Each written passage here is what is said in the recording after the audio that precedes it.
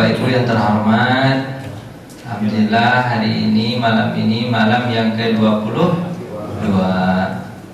Biasanya kalau khutbah Jumat tak boleh kenalan, tapi sekarang karena mumpung rame saya kenalan lagi. Nama Roni Hidayat. Dulu S1 di Azhar Kairo Mesir, S2 di UIN Padang, S3 di UIN Syarif Hidayatullah Jakarta. Sekarang mengajar di Universitas Yarsi, Fakultas di Pasca Universitas Yarsi, Fakultas Magister Manajemen. Anak 2, istri baru 1. Tinggal di Piladago Pemulang. Nanti Bapak Ibu, Bapak-bapak, Ibu ada ya? Ada di belakang mungkin ya Bapak Ibu. Nanti mohon maaf, saya ini sudah kebanyakan makan rendang. Jadi biasa nanti logatnya susah diapain tuh. Saya coba berusaha untuk berbahasa Indonesia Raya, tetap aja balik lagi. Ya mohon maaf Pak Ibu ya. Baik. 10 malam terakhir ini Nabi mengajarkan kepada kita mengencangkan ibadah. Anna Rasulullah SAW yajtahidu fi ashril awakhir ma la yajtahidu fi yaumin ghairi. Rasulullah SAW mengencangkan atau menguatkan lagi ibadahnya. Selama Ramadan itu sebenarnya Nabi kuat ibadahnya, cuman pas 10 malam terakhir ini Nabi kuat lagi. Ibarat orang maraton, kalau maraton 40 kilo, ini sisanya hanya 1 kilo. Biar menang gimana caranya? Berpacu. Cuman bedanya tak ada yang kalah di sini. Kita melawan diri kita sendiri, nggak bertanding dengan orang lain, tandingnya dengan diri sendiri. Itu Nabi Muhammad kencangkan. Apa yang dikencangkan Nabi? Kita bahas 2 saja. Sebenarnya semua amalan dikeluarkan sekarang. Apa itu? Yang pertama istighfar, yang kedua sedekah. Yang pertama istighfar, yang kedua sedekah. Karena tujuan dari Ramadan ini dapat keampunan Allah Subhanahu wa ta'ala. Hadis itu yang selalu kita baca, man shoma ramadhana, siapa yang puasa Ramadan imanan wa ihtisaban, penuh iman dan perhitungan, ghufira lahu ma taqaddama min dzambi, keampunan. Terus kalau malamnya man qoma, siapa yang mendirikan sholat malam, penuh iman dan keampunan, diampuni dosanya yang lalu. Terakhir Nabi bersabda begini, apa kata Nabi? Ruhima'an pun, celaka orang itu, man adraka Ramadan, dia masuk bulan Ramadan, falam yughfarlah, tapi dia tidak mendapatkan keampunan Allah Subhanahu wa ta'ala. Itu harus dicari itu keampunan Allah. Terus bagaimana cara mencarinya? Nabi Ibrahim mengajarkan kepada Nabi Muhammad SAW.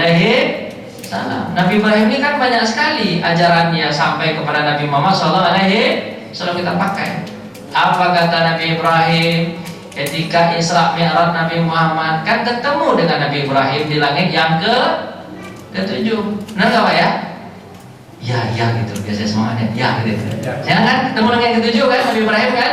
Apa kata Nabi Ibrahim? Ya Muhammad, hai Muhammad, mur ummatak, ajarkan umatmu Muhammad bi kalimatin, sebuah kalimat, innahu gharsun min ghirasil jannah, ini adalah sebuah tanaman dari tanaman-tanaman surga. Innaha arduha wasi'ah, sesungguhnya tanahnya luas lagi subur. Suruh umatmu mengucapkan ini Muhammad, biar mereka semangat untuk ibadah. Apa kalimat itu yang diajarkan oleh Nabi Ibrahim ke Nabi Muhammad? La haula wala quwwata illa billahil aliyyil azim. Bapak dah hafal? Hafal. Biasanya kan kita zikir subhanallah, alhamdulillah kan? Jarang kita zikir itu la haula wala quwwata illa billah. Dipahami oleh Ibnu Katsir yang menjelaskan hadis ini. Apa kata Ibnu Katsir? Ibnu Katsir menyatakan begini, maksud dari la haula, tidak ada daya upaya kecuali hanya daya upaya Allah yang maha agung. Kan itu Pak ya? Kalau haula itu artinya apa? Man'ul maksiyah, melarang kita untuk melakukan perbuatan maksiat. Saya contohkan gini, Bapak kalau orang azan, ketika orang menyebut Allahu Akbar, kita jawab Allahu Akbar. Orang al-muazzin menyebut asyhadu an la ilaha illallah, asyhadu an la ilaha illallah, asyhadu anna muhammadar rasulullah, asyhadu anna muhammadar rasulullah, hayya 'alas shalah. Apa jawabannya? La haula wala quwata illa. Kenapa itu jawabannya? Kenapa enggak hayya 'alas shalah lagi? Karena ketika kita mendengar azan, kita ingin sholat. Ketika mendengar azan, kita ingin sholat. Kadang banyaknya penghalangnya. Adalah duit, sedang hitung duit. Nah, hitung duit dulu lah, belum selesai. Tidak jadi sholat berjamaah. Kadang ada istri, kadang anak, kadang pekerjaan, kadang jualan. Makanya ketika kita baca itu, saya ya Allah tidak ada daya upaya kecuali Engkau yang kuatkan, baru saya berangkat. Itu. Makanya haula, kata haula itu adalah man'ul maksiyah, menghalangi orang tadi untuk berbuat maksiat hingga enak artinya untuk masuk sholat, gitu Pak. Hayya 'alal falah juga itu jawabannya. Kalau kita menang nggak ada daya upaya dari Allah, nggak bisa gitu. Makanya kalau kata kuwah itu kan power, kuwah itu apa? Power. Tapi kalau haula itu power in power, itu bahasanya Pak. Power in power itu apa? Kekuatan di dalam kekuatan, kayak baterai Pak. Baterai itu kan power. Tapi kalau nggak ada sumbu di dalam yang hitam tuh apa namanya itu Pak? Terapo Pak. Apa lupa saya namanya, saya susah belajarnya itu. Ya belajar kimia. Nah, itu di dalam itu Pak. Kalau nggak ada itu lagi, bisa baterai itu jalan? Nah, makanya bapak-bapak itu kita lihat contoh Pak. Ada orang yang kuat Pak, kuat badannya, suspek perutnya Pak, suspek. Terus tangannya berkata Pak, disuruh sholat tarawih 2 rakaat KO. Ada kayak gitu Pak. Ikut fitness, disuruh baca Quran 2 ayat, tidur dia. Itu penyebabnya apa Pak? Padahal dia punya badan kuat. Ada bapak-bapak yang udah tua, umur 70, 60, sholat tarawih tambah i'tikaf segala macam, semangat. Apa itu penyebabnya Pak? Ada haula, power in power itu. Maka itu yang Pak minta sama Allah, ya Allah kuatkan aku ibadah ya Allah. Kalau bisa aku dapat malam Lailatul Qadar. Malam Lailatul Qadar itu kan tatanazzalul malaikatu waruh, turun malaikat dan roh bi'izni rabbihim min kulli amrin. Itu atas izin Tuhan dan mengatur segala urusan. Urusan apa? Allah mewakilkan kepada malaikat 4 urusan yang akan diurus di dunia. Akan diurus di dunia. Dan malaikat itu turun banyak. Apa kata Nabi SAW? Ketika malam qadar itu dunia ini terasa sempit. Sekarang terasa sempit gak Pak? Terasa enggak? Oh berarti bola malam qadar berarti. Pokoknya dunia itu terasa sempit. Kenapa? Karena malaikat turun semua. Apa kata Nabi SAW? Sesungguhnya malaikat turun ke bumi ini lebih banyak daripada kerikil dan pasir di muka bumi ini. Berapa banyaknya Pak? Bapak itu? Lebih banyak malaikat lagi. Kenapa malaikat turun? Kenapa malaikat turun? Malaikat mendoakan orang yang beribadah di malam itu. Ibadah. Kenapa malaikat mau mendoakan? Karena malaikat malu kepada manusia. Sebab ketika manusia diciptakan, malaikat itu underestimate kepada manusia. Apa kata malaikat Pak? Nanti kau ciptakan manusia itu menumpahkan darah aja tuh. Biar kami yang nusabbihu bihamdika wa nuqaddisu wa kami aja dan tasbih. Underestimate. Tahu-tahu di malam qadar kita ibadah. Malu malaikat turun mereka untuk mendoakan kita. Luar biasa Pak, malaikat mendoakan kita. Dan rame mereka mendoakan kita tuh. Terus ada 4 urusan yang diwakilkan Allah. Tatanazzalul malaikatu waruh bi'izni rabbihim min kulli amrin. Seluruh urusan kasih. Apa urusan? 4. Malaikat diwakilkan 4 malaikat. Yang pertama, malaikat hebat-hebat. Malaikat Jibril diwakilkan untuk memberi rahmat. Jadi siapa-siapa yang sholat, siapa-siapa baca Quran, siapa-siapa yang tadarus, siapa-siapa yang mendengar ceramah, siapa-siapa yang sholat semacam, dikasih rahmat. Ini dapat rahmat, kasih sayang Allah, kasih sayang Allah. Coba ya. Habis itu apa? Habis itu yang kedua, malaikat Israfil. Apa pekerjaan malaikat Israfil? Biasanya kan dia bisa kalah. Sekarang dilepaskannya dulu. Ngapain dia turun ke muka bumi? dia malaikat Israfil itu akan mengatur apa Pak? Mengatur masalah musibah atau tidak musibah. Jadi kalau pada malam hari itu orang harusnya dia sakit segala macam, malaikat Israfil, ini tak dapat, ini sakit, enggak sakit, jadi sakit, dirubah takdirnya. Habis itu apa? Malaikat Mikail itu pengatur rezeki. Dia turun malaikat rezeki. Kemudian terakhir adalah malaikat Israfil, apa itu? Pencabut nyawa, mengatur ajal. 4 itu urusan. Apa itu? Rahmat Allah, susah senang, apalagi Pak? Rezeki, kemudian ajal. Kalau Pak doa kepada Allah, ya Allah panjangkan umurku ya Allah, sehatkan badanku ya Allah, jauhkan aku dari bala ya Allah, sayangi aku ya Allah. Dapat sama Bapak malam Qadar. Pak, misalnya Bapak harusnya usianya hanya 70, tapi dapat malam Qadar, ditambah sama Allah 30 lagi, jadi berapa? 100, lumayan kan? Lumayan jadi 100, lumayan, tambah. Kan mudah bagi Allah menambah, betul nggak Pak? Biasanya rezeki Bapak hanya sekitar 10M sampai mati, sampai meninggal dunia. Tapi ketika Bapak doa, dikasih 500M. Kan hebat. Begitu kata Allah. Ada kan? Pada ya Allah, panjangkan umurku, sehatkan badanku, istriku masih cantik, anakku masih kecil-kecil, rumahku renovasi, panjangkan umurku Allah. Dipanjangkan sama Allah. Nambah. Itu sudah Pak. Anak-anak itu. Kalau dapat malam Qadar Pak, Masya Allah Pak, enak betul. Lebih baik daripada 1000 sebulan. Terus diajarkan sama Nabi. Kata Nabi SAW, baca doa itu la haula wa la quwata illa billahil aliyyil azim. Habis itu kata Nabi SAW, baca lagi doanya. Kata Nabi, apa itu? Khaslatani, 2 hal pernyataan. Wa khaslatani isti'anah, 2 lagi permintaan. Kata Nabi. Baca itu, kata Nabi. 2 pernyataan, tambah apa? 2 permintaan. Apa itu pernyataan? Asyhadu an la ilaha illallah. Kan pernyataan itu, aku bersaksi kepada Tuhan. Habis itu astagfirullah. Kan pernyataan itu, aku minta ampun kepada Allah. 2 permintaan. Apa itu? Nas'aluka ridhaka wal jannah wa na'udzubika min sakhatika wan. Nah, itu Pak. Itu sering dibaca bilang enggak Pak? Apa tadi? Ulang lagi Pak.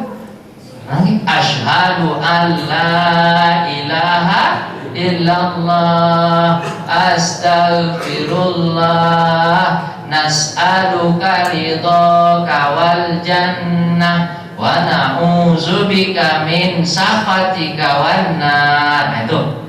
Habis itu apa? Kata Nabi Muhammad di hadis yang lain ini, ketika Aisyah bertanya, ya Rasulullah, kalau aku melihat malam Qadar, apa yang harus aku baca? Apa kata Nabi? Bacalah Allahumma innaka afuwwun karim tuhibbul afwa fa'fu anna ya karim. Gitu Pak. Jadi Bapak kalau gabungkan semua. Di awal dibaca apa Pak? Yalah sama-sama. La haula wala quwata illa billahil aliyyil azim. Asyhadu an la ilaha illallah, astaghfirullah, nas'aluka ridhaka wal jannah wa na'udzubika min sakhatika wan nar. Allahumma innaka afuwwun karim tuhibbul afwa fa'fu anna ya karim. Mudah-mudahan Pak dapat. Ini boleh panjang-panjang nih, soalnya kalau dipanjangkan entah ini bisa panjang. Cuma waktu saya tinggal 5 menit lagi, 20 menit Ustaz. Terus sini. 5 menit lagi itu tentang Bapak sedekah. Kalau Bapak tak sempat untuk i'tikaf malam, tak sempat untuk Bapak i'tikaf malam, tak dapat karena Bapak pekerjaan Bapak banyak, anak Bapak masih diurus, istri Bapak perlu dikalonin, bisa gitu? Tak bisa Bapak ngurus segala macam, paling kurang Bapak bersedekah. Bawalah, kenapa Bapak? Bawalah gorengan itu kemana? Masjid. Nanti kalau dapat sama orang yang i'tikaf ini Lailatul Qadar, paling kurang Bapak bersedekah 1 goreng untuk Lailatul Qadar. Kan lumayan. Jadi kalau tidak bisa kita etika, paling kurang apa? Modali orang yang etika. Begitu caranya Pak. Dan keistimewaan dari sedekah itu Pak. Apa keistimewaan sedekah? Semua ibadah itu istimewa. Sholat istimewa, puasa istimewa, zakat istimewa, gitu Pak ya. Haji, umroh juga istimewa. Tapi ada lagi istimewa sedekah. Kita coba belajar sedekah ini istimewanya. Apa istimewanya Pak? Ketika orang akan meninggal dunia, kepengen dia dibalikkan ke muka bumi, maka yang dia minta amal apa? Sedekah. Laula akhartani ila ajalin qarib fa asaddaqa wa kum minas shalihin. Aku ingin bersedekah Tuhan, aku ingin sedekah. Sebab apa? Salat ini ada waktu. Berapa waktunya? Paling kurang 5 menit. Dari satu kali salat. Kalau Bapak mungkin agak lebih ekspres 2 menit selesai. Ada juga begitu 2 menit selesai. Ya kan? Tapi paling kurang kan ada waktu 2 menit, 5 menit, gitu kan? Puasa panjang waktunya. Kapan? Dari fajar sampai terbenam matahari, kan itu? Kalau haji ada waktu. Kapan waktunya Pak? Kalau haji Pak?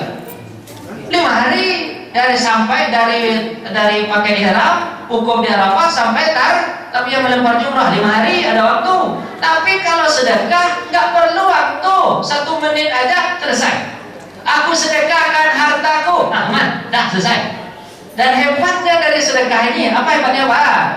Kalau Bapak sholat, pahalanya berhenti jika Bapak berhenti sholat. Benar nggak? Iya aja, iya biar cepat waktu habis. Nah, kalau sholat berhenti pahalanya ketika Bapak sholat.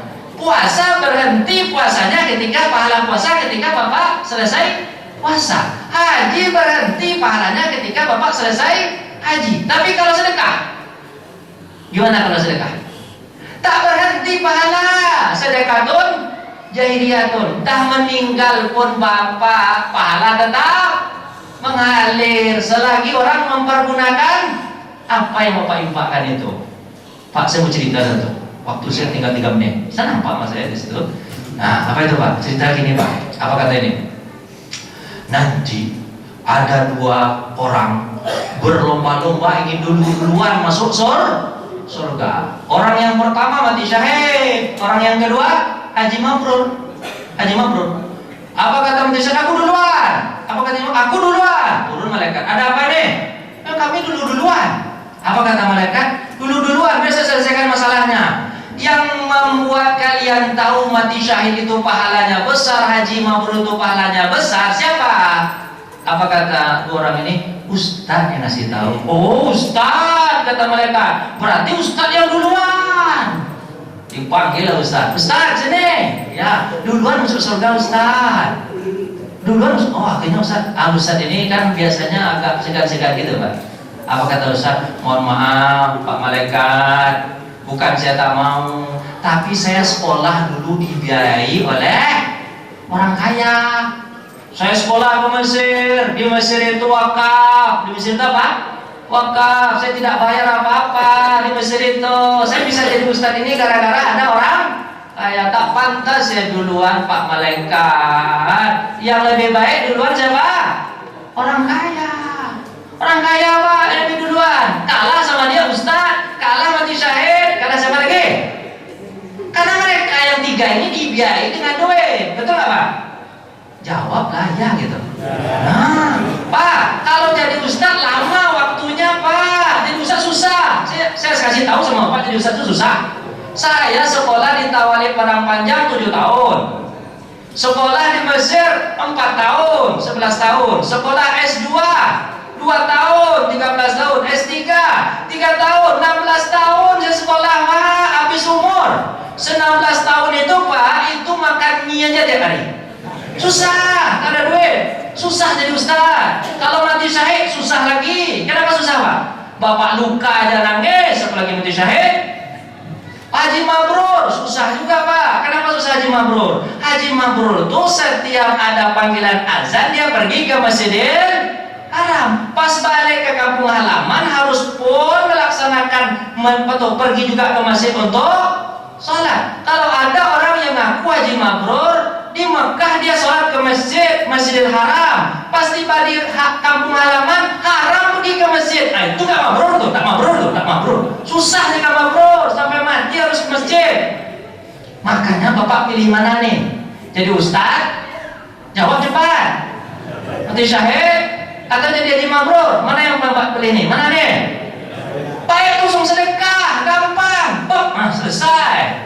Itu pak, baiklah pak sedekah itu pak, pahalanya luar biasa pak. Ayolah pak, bapak kencangkan itu ya. Kalau bapak tak bisa mengambil malam Lailatul Qadar, paling berapa pak? Syahid. Nah, sebaik-baik sedekah untuk anak-anak belajar ini pak. Anak-anak belajar kan sebaik-baik sedekah itu pak. Pak kasih duit dia makan. Kalau di sini si padang makan. Nanti kan kuat badan dia kan ya, kuat badan dia hafal Quran. Selagi dia hafal Quran, selagi dia baca Quran, pahala ngalir. Nah, itu ya Pak. Maka sebaik-baik itu memang untuk orang-orang yang belajar. Nah, tapi sesuaikan Pak, sesuaikan. Kalau Ustadz Bapak ingin kasih sedekah, itu jangan dikasih celana lepis pendek walaupun panjang. Nah, kalau Ustadz ini sesuainya dikasih Bapak jubah, apa tuh, songkok, apalagi, nah itu sesuaikan begitu. Habis selesai Pak sedekah, Bapak jangan sebut-sebut. Kalau disebut-sebut batal sedekahnya. La tubtilu shadaqatakum bil manni. Lah itu tuh anak di situ saya bayar semua. Nah, makanya mereka bisa. Nah itu batal, tidak ada. Orang kalau sedekah tangan kanan memberi, tangan kiri tak tahu, tangan aja tak tahu, apalagi orang lain. Nanti kalau Bapak meninggal dunia, ingat, seluruh orang yang baik nanti meninggal dunia, Allah pasti akan bongkar kebaikan dia. Tapi setelah Pak meninggal dunia, pasti itu terbongkar kebaikan Abu Bakar, terbongkar semua. Terbongkar untuk apa? Untuk contoh bagi kita. Ingat Pak, orang yang kalau dia baik, walaupun bentuknya jelek, busuk, tapi dia suka ngasih ke orang Pak. Orang tak kisah, orang tak hirau, pasti orang tetap baik senang sama dia. Tapi walaupun Bapak wangi, harum, ganteng, tapi pelit, orang tak suka sama Bapak. Maka cara orang tak suka sama Bapak gimana? Jawab cepat, siapa suka? Ada dua menit. Apa tuh? Bapak harus banyak-banyak sedekah. Banyak-banyak sedekah. Supaya Bapak orang senang. Allah senang sama kita, orang senang sama kita, masuk ke dalam surga, jauh dari neraka. Tapi kalau orang bakhil, Allah tak suka sama kita, orang tak suka sama kita, surga pun tak suka. Yang paling suka cuma satu, apa tuh? Neraka. Bebek Pak ya, banyak-banyak duit kasih banyak orang, betul Pak ya? Ya gitu ya. Ya, makasih Pak, mohon maaf. Assalamualaikum warahmatullahi wabarakatuh.